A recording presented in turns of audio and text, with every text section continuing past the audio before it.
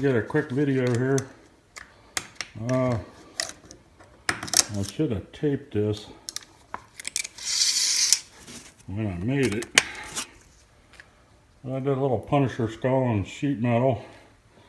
I did it in a bead roller.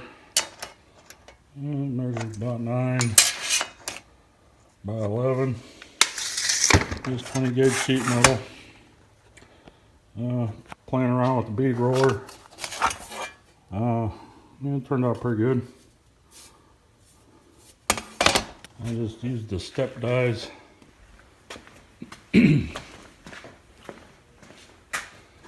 Come this Eastwood bead roller forming set.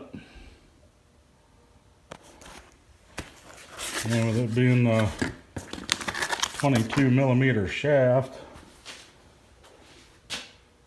they fit right on the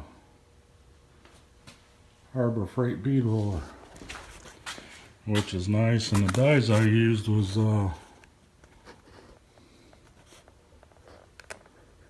these offset dies, C and D in the kit.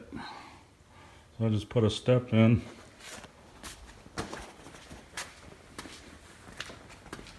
And what I did with the template, show you how close it was. I just printed up a picture of the Punisher skull.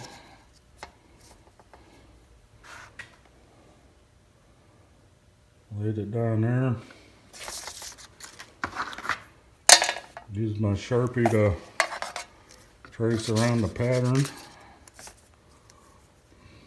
And the sheet metal, put the dies on there, get the dies set up, and went to town on it. So it didn't take too long to do. Yeah, I wish I'd have printed up a bigger picture because some of them corners and stuff were tight, but yeah, on one of the redoing the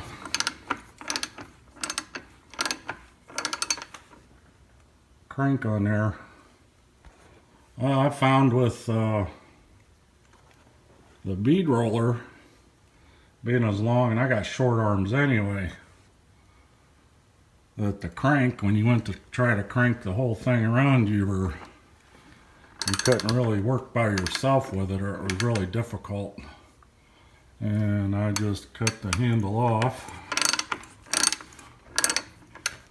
welded a 1/2-inch socket on there right quick. Now I use a 1/2-inch ratchet, and I can just go as slow or as fast as I want.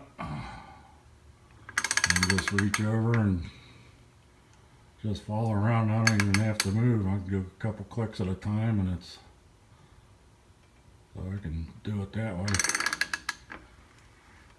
And I thought about getting a motorized adapter for that, but maybe that'll be later on down the road. That's all I got for you today. Later on, when I do something like this again, I'll record it. I don't think it turned out too bad. I had to massage it in and stuff, and I still need to work with it a little bit to get a little more flat and get the metal to relax and lay down a little better. But other than that, it turned out pretty good. So I'll see you later.